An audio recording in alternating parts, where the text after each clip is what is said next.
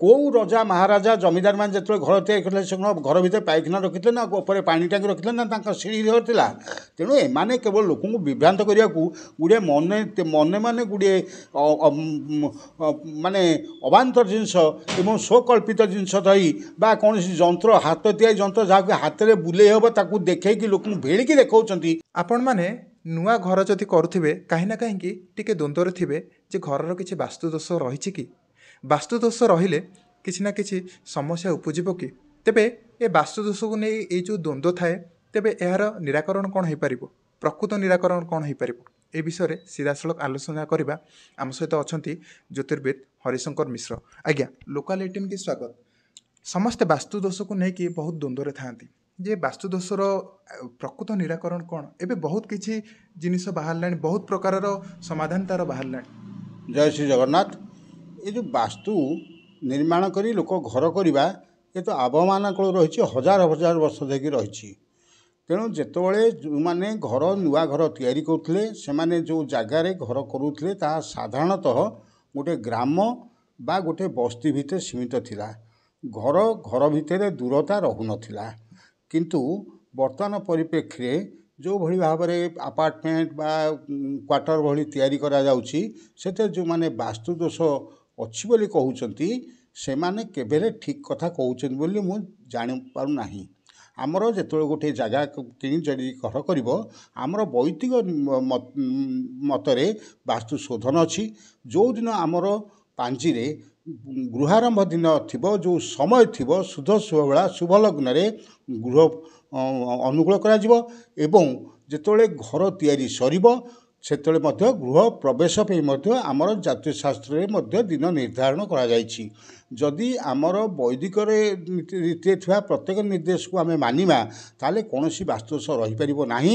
ଏବଂ ସର୍ବୋପରି ଆମର ଘର ତିଆରି ସରିଲା ପରେ ବ୍ରାହ୍ମଣଙ୍କ ଦ୍ୱାରରେ ଲକ୍ଷ୍ମୀ, ନୃସିଂହ, ଦୁର୍ଗା, ମାଧବ ଏବଂ କ୍ଷତ୍ରିୟମାନଙ୍କ ପାଖରେ ମଧ୍ୟ ଠାକୁରାଣୀଙ୍କର ମୂର୍ତ୍ତି ଏବଂ ବୈଶ୍ୟ ବା ଶୂଦ୍ରମାନଙ୍କର ଗାଈମାନଙ୍କ ପାଇଁ ଖାଦ୍ୟ ବ୍ୟବସ୍ଥା ବା ଗାଈମାନଙ୍କ ରହଣି ବ୍ୟବସ୍ଥା କରାଗଲେ ପ୍ରତ୍ୟେକ ବାସ୍ତୁଦୋଷ ନାଶ ହୁଏ ବୋଲି ଆମର ସ୍ପଷ୍ଟ ମତ ରହିଛି। ଯଦି କଥା ହେବା ଏବେକାର ଯେଉଁ ଘରର ଷ୍ଟ୍ରକ୍ଚର, ପୁରୁଣା ସମୟର ଘରର ଷ୍ଟ୍ରକ୍ଚର ଆପଣ ଯେମିତି କହିଲେ ରାଜା ମହାରାଜାଙ୍କ ସମୟର ଘରର ଷ୍ଟ୍ରକ୍ଚର ଠାରୁ ଭିନ୍ନ, ସେତେବେଳର ରୀତିନୀତି କଥା ଆମେ କଥା ହେଲେ ଏବେକାର ଯେଉଁ ଦ୍ୱନ୍ଦ୍ୱ ରହୁଛି ତାକୁ ନେଇକି କ'ଣ କହିବେ? ବର୍ତ୍ତମାନ ଯେଉଁ ବାସ୍ତୁବିଦ୍ମାନେ ବାହାରୁଛନ୍ତି, ବାସ୍ତୁଶାସ୍ତ୍ର ବିଷୟରେ ବାହାରୁଛନ୍ତି, ମୁଁ ଆପଣଙ୍କ ମାଧ୍ୟମରେ ତ ଗୋଟିଏ ପ୍ରଶ୍ନ ପଚାରୁଛି, କେଉଁ ବାସ୍ତୁଶାସ୍ତ୍ର ଅଛି ଘର ଭିତରେ ପାଇଖାନା ହେବ, କେଉଁ ବାସ୍ତୁଶାସ୍ତ୍ର ଅଛି ଘର ଉପରେ ପାଣି ଟାଙ୍କି ରହିବ, କେଉଁ ରଜା ମହାରାଜା ଜମିଦାର ମାନେ ଯେତେବେଳେ ଘର ତିଆରି କରିଥିଲେ ସେ ଘର ଭିତରେ ପାଇଖାନା ରଖିଥିଲେ ନା ଉପରେ ପାଣି ଟାଙ୍କି ରଖିଥିଲେ ନା ତାଙ୍କ ସିঁଢ଼ି ଘର ଥିଲା। ତେଣୁ ଏମାନେ କେବଳ ଲୋକଙ୍କୁ ବିଭ୍ରାନ୍ତ କରିବାକୁ ଗୁଡ଼ିଏ ମନେ ଗୁଡ଼ିଏ ମାନେ ଅବାନ୍ତର ଜିନିଷ ଏବଂ ସ୍ୱକଳ୍ପିତ ଜିନିଷ ଧରି ବା କୌଣସି ଯନ୍ତ୍ର ହାତ ତିଆରି ଯନ୍ତ୍ର ଯାହାକୁ ହାତରେ ବୁଲେଇ ହେବ ତାକୁ ଦେଖେଇକି ଲୋକଙ୍କୁ ଭିଡ଼ିକି ଦେଖାଉଛନ୍ତି। ଆମର ବାସ୍ତୁଦୋଷ ନିରାକରଣ କରିବା ପାଇଁ ଆମର ପ୍ରତ୍ୟେକ ଦିନ ପକ୍ଷୀଙ୍କୁ ଖାଇବାକୁ ଦିଅନ୍ତୁ, ପଶୁଙ୍କୁ ଖାଇବାକୁ ଦିଅନ୍ତୁ। ସର୍ବୋପରି ଆମର ପ୍ରତ୍ୟେକ ଘରେ ଯେଉଁ ଇଷ୍ଟଦେବ ରହିବେ ତାହାଙ୍କୁ ଆପଣ ସ୍ମରଣ କରନ୍ତୁ। କିନ୍ତୁ ଯଦି ଘର ଭିତରେ ପାଇଖାନା ଥାଏ ବା ଘର ଉପରେ ଟାଙ୍କି ଥାଏ ତାହେଲେ ସେଠି ବାସ୍ତୁଶାସ୍ତ୍ର କୌଣସି କାମରେ ଲାଗିବ ନାହିଁ। ତଥାପି ଯଦି ଆମର ଦିନ ନିର୍ଦ୍ଧାରଣ କରାଯାଏ, ଘର ଅନୁକୂଳ କରାଯାଏ, ଦିନ ନିର୍ଦ୍ଧାରଣ କରି ଗୃହ ପ୍ରବେଶ କରାଯାଏ ଏବଂ ଘରର ପ୍ରତ୍ୟେକ ଯେତୋଟି ବଖରା ହେବ ପ୍ରତ୍ୟେକ ବଖରାର କୋଣ ଯଦି 90 ଡିଗ୍ରୀ ରହେ ତାହେଲେ କୌଣସି ପ୍ରକାର ଅସୁବିଧା ହେବ ନାହିଁ। ଆପଣମାନେ ଇଏ ଭଣ୍ଡ ବାସ୍ତୁ ବିଶାରଦଙ୍କ କଥାରେ ପଡ଼ନ୍ତୁ ନାହିଁ।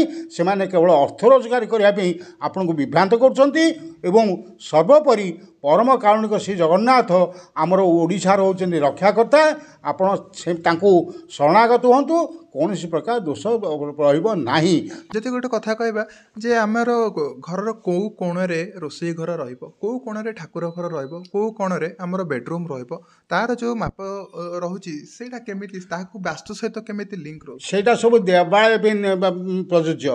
ଘରେ ଯେଉଁମାନେ କହୁଛନ୍ତି ଅଗ୍ନି କୋଣରେ ରହିବ ରୋଷେଇ ଘର ଏବଂ ଐଶାନ୍ୟ କୋଣରେ ରହିବେ ଠାକୁର, ମୁଁ ସେମାନଙ୍କୁ ଗୋଟିଏ ପ୍ରଶ୍ନ ପଚାରୁଛି ଯେ ଯେତେ ବ୍ରାହ୍ମଣ ଶାସନ ରଜା ମହାରାଜାମାନେ ପ୍ରତିଷ୍ଠା କରିଲେ ତାହା ପୂର୍ବରୁ ପଶ୍ଚିମକୁ, କାହିଁ ସମସ୍ତଙ୍କ ତ ଅଗ୍ନି କୋଣରେ ରୋଷେଇ ଘର ନଥିଲା କି ଐଶାନ୍ୟ କୋଣରେ ଠାକୁର ନଥିଲା, କିନ୍ତୁ ସେ ଶାସନ ତ ରହିଥିଲା, ରହିଛି ଏବଂ ବର୍ତ୍ତମାନ ମଧ୍ୟ ତିଷ୍ଠୁଛି। ତେଣୁ ଏମାନେ ଯେଉଁମାନେ କରୁଛନ୍ତି ସେମାନେ ନିହାତି ଭାବରେ ଲୋକଙ୍କୁ ବିଭ୍ରାନ୍ତ କରୁଛନ୍ତି। ଯଦି ବସ୍ତି ବା ଗାଁ ଯେଉଁଭଳିଆ ତିଆରି କରାଯାଉଥିଲା ତାହା ଉନ୍ନତ ବାସ୍ତୁଶାସ୍ତ୍ର ଆଧାରିତ ଥିଲା। କିନ୍ତୁ ଏବେ ଯେଉଁ କ୍ୱାର୍ଟର ବା ଆପାର୍ଟମେଣ୍ଟ ତିଆରି କରାଯାଉଛି ସେଥିରେ କୌଣସି ବୈଦିକ ବାସ୍ତୁଶାସ୍ତ୍ର କେବେ ହେଲେ ଉପଯୋଗୀ ହେବ ନାହିଁ। ଘର ଯେତେବେଳେ ଅନୁକୂଳ ଆରମ୍ଭ କରୁଛନ୍ତି ସେତେବେଳେ ପାଞ୍ଜି ଦେଖିକି ଶୁଭ ଦିନ ନିର୍ଘଣ୍ଟ କରନ୍ତୁ। ଶୁଦ୍ଧ ସେବା ବେଳେ ସେମାନେ ଗୃହ ଆରମ୍ଭ କରନ୍ତୁ ଏବଂ ଶୁଦ୍ଧ ଶୁଭ ବେଳା ଏବଂ ପାଞ୍ଜିରେ ନିର୍ଣ୍ଣିତ ଗୃହ ପ୍ରବେଶ କରନ୍ତୁ। ସର୍ବୋପରି ମଙ୍ଗଳମୟ ଶ୍ରୀ ଜଗନ୍ନାଥଙ୍କର ଅପାର କରୁଣାକୁ ପ୍ରାପ୍ତ ହେବା ପାଇଁ ସେମାନେ ଶରଣାଗତ ହୁଅନ୍ତୁ। କୌଣସି ପ୍ରକାର ବାସ୍ତୁଦୋଷ ରହିବ ନାହିଁ। କଥା ହେଉଥିଲେ ପ୍ରକୃତ ବାସ୍ତୁଶାସ୍ତ୍ର କ'ଣ ଏବଂ ବାସ୍ତୁଶାସ୍ତ୍ରରେ କିପରି ଯଦି ଆପଣ ସହରରେ ଘର କରୁଛନ୍ତି ତ ଏହା କିପରି ଭିନ୍ନ ଏବଂ ଆପଣ କିପରି ନିଶ୍ଚିନ୍ତରେ ଘର ନିର୍ମାଣ କରିପାରିବେ। ପୁରୀରୁ ସତ୍ୟପ୍ରକାଶଙ୍କ ରିପୋର୍ଟ, ଲୋକାଲ୍ 18।